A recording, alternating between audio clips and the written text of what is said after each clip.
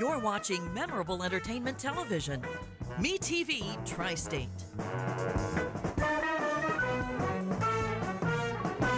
Broke the story on local homestead tax credit fiasco. Expose the Evansville Redevelopment Commission excessive spending habits. Your community watchdog. CityCountyObserver.com is your online community newspaper dedicated to the progress of Evansville and Vanderburgh County. We're a nonpartisan publication providing insight into political issues and events that shape our community. We are a watchdog for you, the citizen. Check us out online, city-countyobserver.com. That's city-countyobserver.com. TriState Voices, an open discussion with area leaders on issues affecting communities throughout the Tri-State. Now, here's your host, Mike Woods. Good morning. Welcome to Tri-State Voices. Hi, I'm your host, Mike Woods. Every week, Tri-State Voices interviews a community leader concerning issues that are important to all of us. Tri-State Voices is jointly sponsored by WTSN, the City County Observer, and my office, Woods & Woods. Today, I'm honored to have Sherman Greer with us. Mr. Greer is the Democratic candidate for County Commissioner. For 23 years, he was the head of the Emergency Management Agency. The Emergency Management Agency is in charge of protecting us when some kind of a disaster strikes. A disaster could be a terrorist attack, floods, or like it was in 2005 when we had a severe tornado that killed almost 20 people. Well, Sherman was head of the Emergency Management Agency in 2005 dealing with that tornado. He received applause throughout the country for the fine work they did. Sherman, when you were with the Emergency Management Agency, you dealt with 2 Republican mayors, 2 Democrat mayors, county councils that were controlled by Democrats and Republicans. You dealt with county commissioners, dealt with state, federal, local, the city, the county, pretty much everybody. How will that experience help you if you do win this election to become our next county commissioner? Well, first of all, Mike, I am going to win this election. All right. Your next county commissioner. My experience there being working with all those different factors is going to really help me out because I understand county government and city government a little bit better than maybe my opponent does. With the experience that I've had, I think I can put that together, and I will put that together with the other county commissioners, and we'll be able to not make some of the same mistakes that was made before and improve upon our community. One of the big things that you're interested in, you talk constantly about, is we need better jobs in our community. How can we do that? Well, we have to attract companies to come to Evansville, come to Vanderburgh County, to be able to bring in better jobs. And not, you know, I hear this throughout this time of the year whenever it's time for elections and everything, jobs, jobs, jobs. I don't want just jobs in Vanderburgh County. I want good paying jobs in Vanderburgh County so that our citizens, when they get those jobs, they'll be able to have benefits also with those jobs and good paying jobs, because whenever we have people that are making good salaries, it's going to be better for our community, you know, to where that they feel good about themselves and they're able to do things that they weren't able to do before. So we're looking for businesses, industry to come in here to you know, we've got a good workforce here. That's one good thing about Vanderburgh County. We've got a good workforce here that people will work. Well, how do we contact the businesses? Do we go directly to the businesses, the trade groups, the unions? How do you do that? Well, I think you use all of those resources to be able to attract this type of, and then itself, Vanderburgh County's got to sell itself. You know, and we are. You know, you think about right now with the IU Med School coming in here, with I-69 coming down to Kentucky and the bridge into Kentucky. Those type of things will attract business and industry because of the infrastructure that we have, the transportation infrastructure that we have to be able to get to Evansville, and one route all the way into the southern part of the United States. You know, we really have a lot of resources here. We're just a little over 100 miles from 4 major cities, Nashville to the south, Louisville to the east, Indianapolis to the north, and St. Louis to the west. We have now a pretty good interstate system. They're finishing up I-69, then you got 64, of course, east-west. We have an abundance of coal, plenty of electricity. A valuable resource that people really don't talk a lot about, though, is the Ohio River. We have an abundance of fresh water. I've been reading a lot in the out west in Texas and a lot of places. They're laying off in factories because they simply don't have the water. Exactly. We don't have that problem. No, we don't have that problem here. I mean, Mead Johnson's uses a lot of water and everything for making their product. It's one of those situations where that we've got this resource. Sometimes I think we take it for granted that we've got this resource, and we don't think about that as much as we should. But you know, this is it's a good fact, you know, that we have that resource to be able to have here, and also that river can be able to be used as another transportation route of moving products in and out of this area. Yeah, I guess we've always had the river, and we don't really think of a plentiful supply of fresh water as a resource. But it really is, and you wonder some of the factories that are having layoffs, if they were approached right now and say, hey, you know, you'll never have this again if you move to Evansville. Exactly, exactly. And we have to get out there and sell Evansville, or Vandenberg County itself. We have to get out there and say, you know, Vandenberg County has the workforce, we have the resources that you need. Why don't you give us some consideration and move into the Evansville area, or the Vandenberg County area? One of the things I love about the internet is it gives you access to all these different newspapers. And whenever I'm reading, I like to just scan around, read different newspapers, you know, Louisville Courier-Journal, Indianapolis Star, Chicago Tribune, whatever. But every time I look and I'll see a new factory opening up, or maybe some insurance companies opening their headquarters, something like that, I always kind of wondered to myself, why did they get that and Evansville didn't? Now, maybe they've got an inside track. Maybe one of the owners of the company lives in that area, or it could be some other hook. But every time you always kind of wonder, why did they get that, not us? Well, you know, and I think that's a good question, and you know, we all think about that, you know, whenever we have find out that some business moved in the surrounding area to us, especially, or you know, if they're looking in Posey County or Gibson County, you know, like Gibson County got the Toyota years back and everything. But still yet, what our focus will be, what my focus will be, is the past is the past. We've got to move on. There's others out here that we can bring into to the Vandenberg County. And that's what we'll be looking into.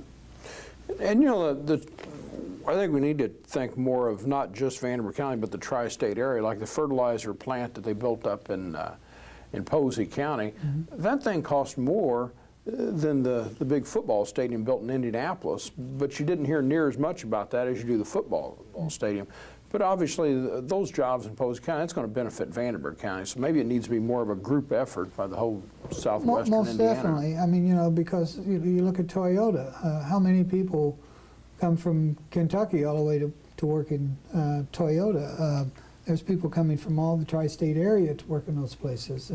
We have that here in the Evansville area. I used to teach emergency medical technicians over at Southeastern Illinois College, and I was amazed at the number of people that came over here to Evansville, to a doctor, to shop, different things like that, dentists, things of that sort. So the tri-state area, yes, when we get into these big situations where that we can bring big industry in here, it needs to be a tri-state, our counties, Indiana counties, effort to all work together to get that in there, because it's going to benefit us all. Well, and if you get, like for example, Toyota up there, they buy all kind of parts and supplies throughout the tri-state area. Sure. And so even though the plant technically is in Gibson County, it pays big dividends to Vandenberg too. Sure, sure, all around. One of the things I've wondered about is, a lot of people don't realize it, but Indiana is a big pharmaceutical state. It really is. And with Eli Lilly in Indianapolis and Bristol Myers on the west side, now that we've got the med school downtown here, or we'll have in a few years, we're going to have more and more top quality researchers here. and we've got 2 major universities. I wonder if maybe Evansville could start looking about landing an Eli Lilly or an expansion of Bristol Myers or one of their competitors. Well, you know, I'm hoping that Eli Lilly is looking at us, saying, okay, we've got this med school that's down there. We've got universities down there, that, like you said, so that maybe we can do some more research, have some more research facilities down here. Yeah, that's a good possibility. So we just have to look and see there again and do some type of a study on exactly how, you know, if that's going to be a possibility of bringing those in there. We'll be going after everything and anything that we possibly can get to bring in jobs. And it's like I said, it's jobs are jobs, but I like to have some high-paying jobs so that our citizens are well taken care of as far as their having benefits and those type of things to lean back on. Yeah, sometimes when people start talking about jobs of some certain industry, and you look at them, you say, wait a minute, those jobs are minimum wage with no health insurance. It's better than nothing, but that's not what you can build your community on. That's not what people can use to make the mortgage payments and all the rest of it. Maybe somebody just getting out of high school, doing that part-time and working their way through school, it's okay. Right. But what you really need is the Eli Lilly type thing, where Exactly. somebody's going to make really good money where they can support a family. Exactly. Exactly. Yeah. They don't have to worry about their mortgage or anything of that sort, you know, and they've got benefits to be able to take care of their families with health benefits and everything. So, you know, this is what we're going to be looking for. If you were going to grade the roads and bridges in Vanderburgh County, and you're going to do it from A to F, how would you grade them? Well, I'd give them a D right now. I think we need to do a lot of work on our transportation infrastructure here in the Vanderburgh County area. We have a lot of our roads are crumbling, and they're riddled with potholes. Some of them just need to be milled all the way down and started over again. I really feel that way, if at all possible. But there again, you know, when I go to county council and tell them that we're going to need more money for roads, they're going to say right now, because their budget they're starting to work on their budget now for 15. This is what you got to work with. And what we want to do is develop a 3-year or 2-year and 5-year plan to where that we will be able to say, these are the roads that we're going to be able to take care of right now. And this is the amount of money that we have to do that. So we have to start looking for alternative funds, grants through maybe the Department of Transportation, state grants, federal grants. Just get out there and do grant shopping and find out what it is that we can get to be able to assist the amount of money that our taxpayers have already given us to work with. I know you said before that you think that we don't do enough pre-maintenance on roads and we wait till they get in bad shape. Is that a problem here? Well, it's a problem anywhere in this part of the United States. I mean, when we have snow, and you know, just like this last winter we had, it was a long, cold winter, and that's not good for the roads. And then you've got to get snow blades out there and you know, scrape the roads off, different things like that, and that causes some of the problems itself. But still yet, we have to be able to say, okay, what are our major routes going to be? You know, we've got for evacuation periods, if we had to evacuate the city, we have snow routes, and that's what we always use for our evacuation routes. That the snow routes would be the best way to send people because those are the ones going to be cleared first. But still yet, you know, those type of, with the hot and the cold like it is, it's not an ideal situation, you know. But still yet, you know, I was down in Florida 2 weeks ago for vacation.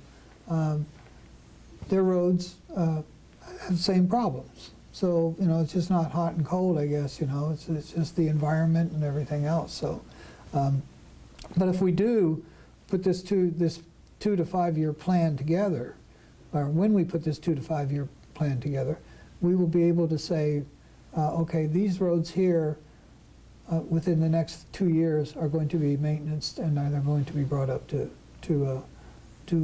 a certain standard. And then we've got to keep those roads up to that standard and not wait for them to go down completely to where it's going to cost us more to do that. So the pre-maintenance and everything is just like with your car or anything else. You know, you've got to be able to catch those things, have the oil changed in it, and have it lubricated and different things like that. We need to be doing the same thing to our roads to make sure that they're viable. I read a lot of articles over the past few years where it talks about the bridges throughout the United States are crumbling, and we're not doing enough to maintain our bridges. Is the problem here in Vanderburgh County any different than it is on a national scale? Are we better or worse? Or? Well, I know the county garage has a bridge crew, you know, and so they're looking at those bridges.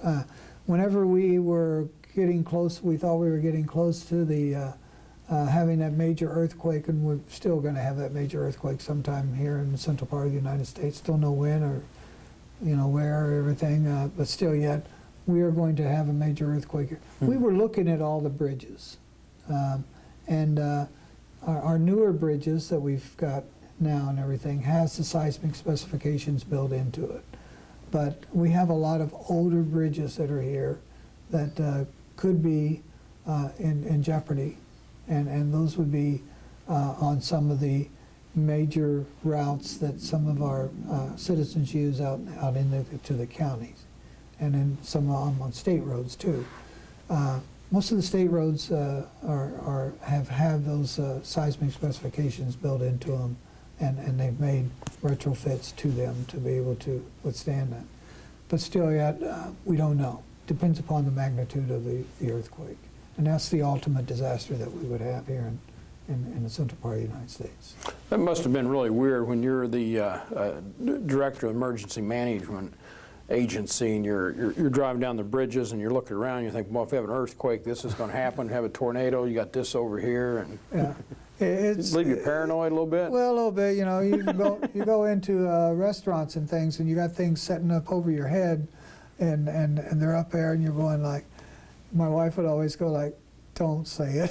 I don't think we want to sit here, because a shake or something like that, if they don't have those things velcroed down or you know, anchored, boom, they're coming on to maybe hit you in the head or something. So it made us uncomfortable sometimes, but still yet, you know, it's just part of life. You just have to go ahead and go on with what you got to work with. I feel your pain. I've represented people in car wrecks for over 30 years now, and every time I'm driving around, I remember the intersection. I represented people hurt there and people hurt there and all the rest of it. And my wife and kids sometimes make fun of me because you're paranoid. But you know, when you see disasters and you worry about your own family. Yes, sir.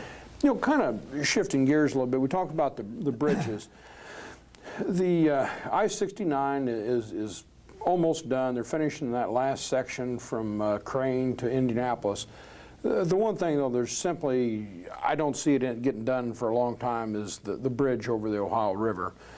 The estimates on that bridge were somewhere between $800 million to $1.4 billion, and the state can't afford that. The county and the city can't come close to affording that. Is that going to get done without federal money? It's going to have federal money. We're going to have to get some federal assistance on that, and it's a major interstate, as it is anyway. So there should be federal funding set aside for that. I don't know what Congress is going to do about that. We are right now probably a few years out before we're going to be even starting on that bridge or awarding contracts on that bridge. But still yet, we have to look at this right now and start building some type of agreement or understanding that the federal agencies are going to be a Department of Transportation of Indiana and the Department of Transportation of Kentucky are going to have to come together and then work together to where that bridge will be built. It seems like when I look at like the Kentucky Senate race, I went on both their websites yesterday, and they kind of play at lip service, but it's not really, it's not a burning issue. It's not a burning issue right now. Once they get Indianapolis done, from Crane to Indianapolis done, I think we'll start kicking more in gear on that and start working on that. So maybe another couple of years before that happens, but still yet, if we don't start thinking about it now and start putting it in front of the people that we've sent to Washington, D.C., and we're not, we don't want to be waiting too late for that. We just want to be able to make them understand that we're going to need help. We will do what we have to do, and we'll do what we can do with our own tax dollars if we have to use our tax dollars. But still yet, it's going to have to be a collaboration of the both states. Yeah, my prediction, unless about 90% of that's paid by the Fed, it's simply not going to happen. And when I live in the northern part of Vanderburgh County, and I take that I-164, now they're calling it I-69, in every day. And when they first opened it, very little traffic on it. And it's picking up constantly. And once they get that last section from Indianapolis done, the amount of traffic on that thing is going to be tremendous. And then it's all going to be dumping into that Henderson area, which is really not equipped for that type of interstate heavy traffic. I understand that, Mike. And have you noticed a lot more trucks on it? Oh, yeah. Big trucks. Well, see, what they use, the ones that's coming down 41 are now going to 64 over to I-69 and coming around Evansville.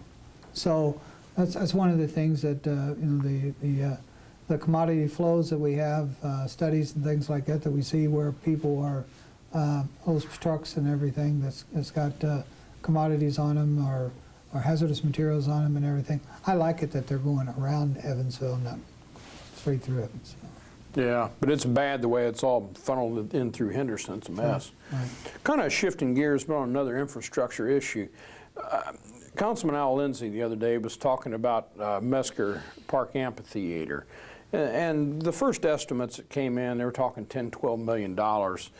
And not to speak for Councilman Lindsay, but it's my understanding what he was saying is if we restored it the way it was, we could do that for a lot less. We don't need the sky boxes.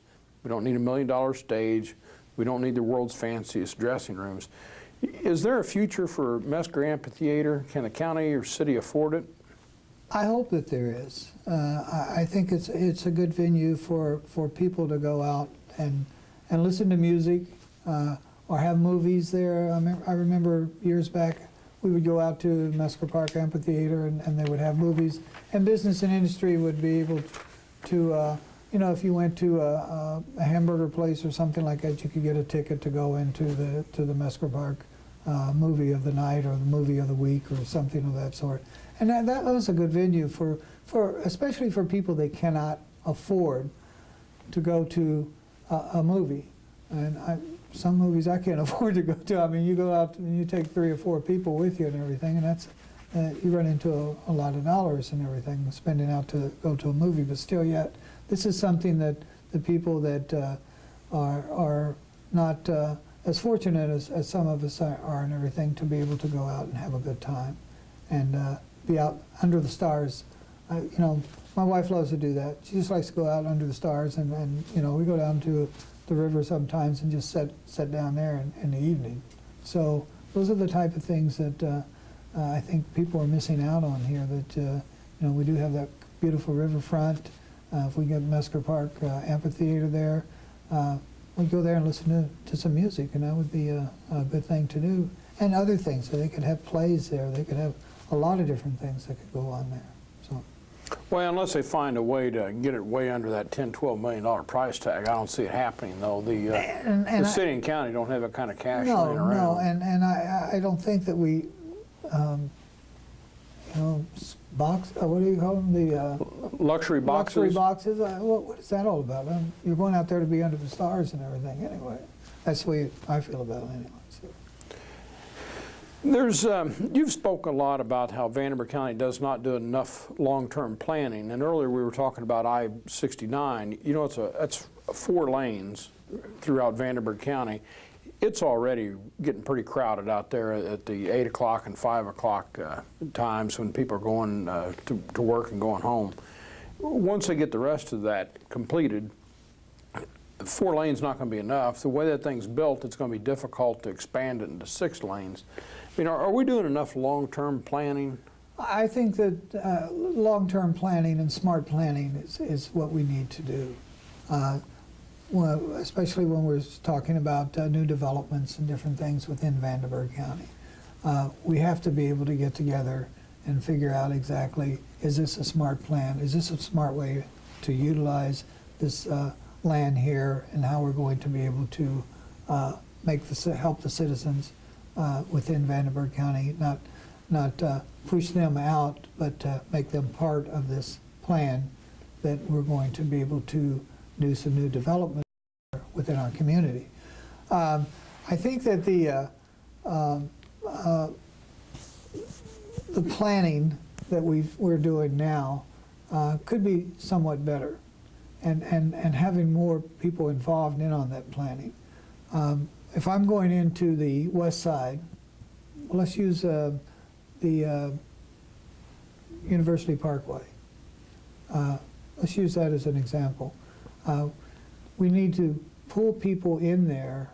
If we're going to go in there and make some changes, we need to have people that live there to be part of that planning.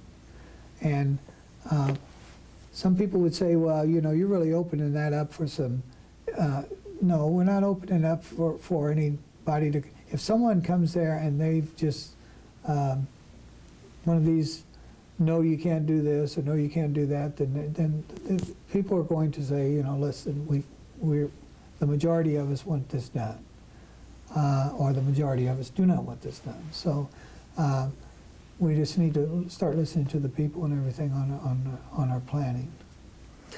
It's kind of interesting. Vanderburgh County has 3 county commissioners. That's the executive branch of the county government.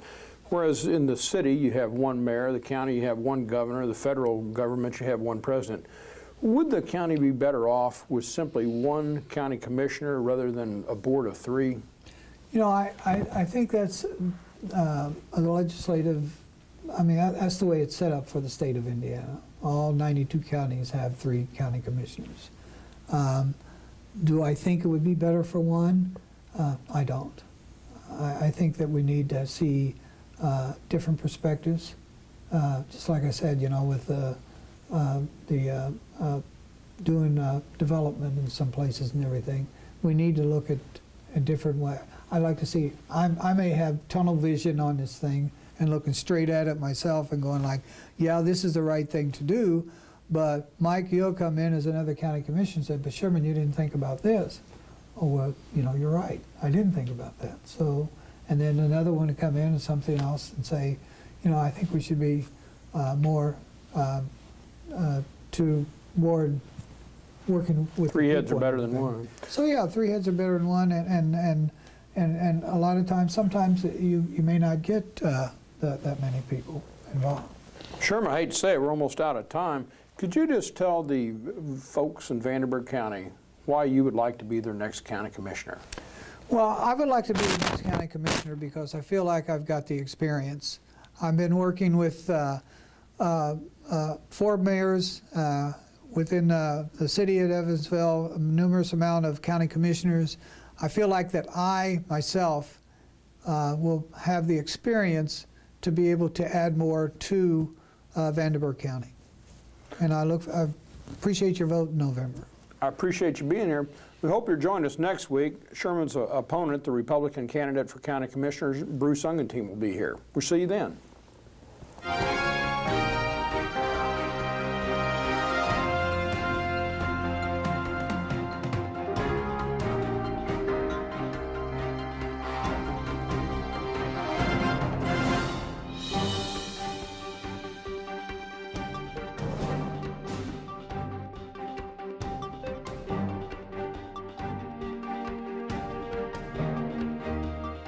This year in the Tri-State, 1 out of 8 people will be in an accident. Would you know what to do?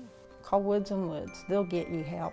When you call Woods & Woods, you are not a statistic. You are our client, and we will fight to get the money you deserve. And that's what Mike did. He really fought hard for me. They just really cared. If you've been injured, call 1-800-544-2108. Let Woods & Woods work for you. You don't owe us a dime unless we win your case. You're watching memorable entertainment television. MeTV TriState.